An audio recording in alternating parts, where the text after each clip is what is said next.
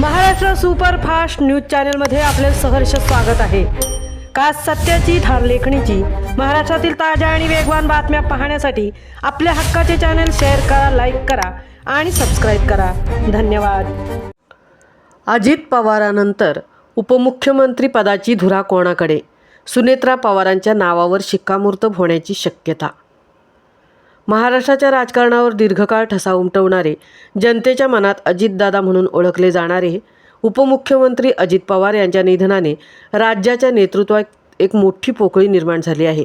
त्यांच्या जाण्याने केवळ एका पदाचा रिक्तपणा निर्माण झालेला नाही, तर एक जिवंत नेतृत्व, एक मजबूत निर्णय क्षमता आणि एक संघर्षशील राजकीय प्रवास थांबला आहे।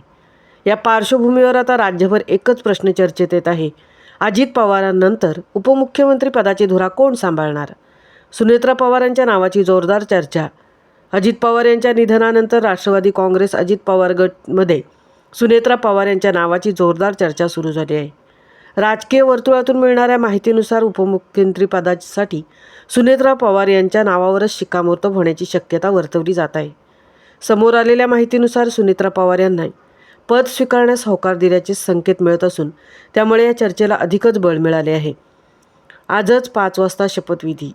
राजकीय हालचालींना वेग देणारी आणखीन एक महत्त्वाची माहिती समोर येत आहे। आज सायंकाळी 5 वाजता शपथविधी होण्याची शक्यता वर्तवली जात असून त्यामुळे मुंबईतील राजकीय वर्तुळात हालचाली वाढल्या आहेत।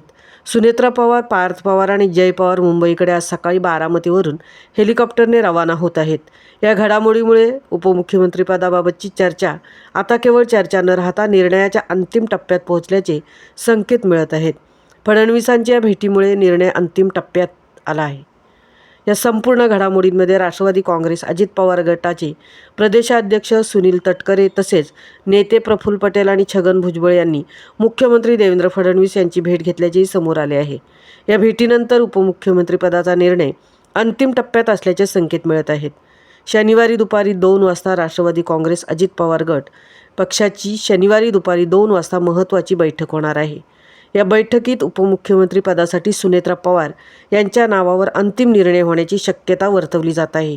विशेष म्हणजे जर बैठकीत सर्व नेत्यांची एकमताने सहमती झाली तर शपथविधी तात्काळ पार पडू शकतो, असे संकेतही देण्यात येत आहेत। महाराष्ट्र सुपरफास्टसाठी संजय खांबेटेंसह तृप्ती भोईर, म्हसळा।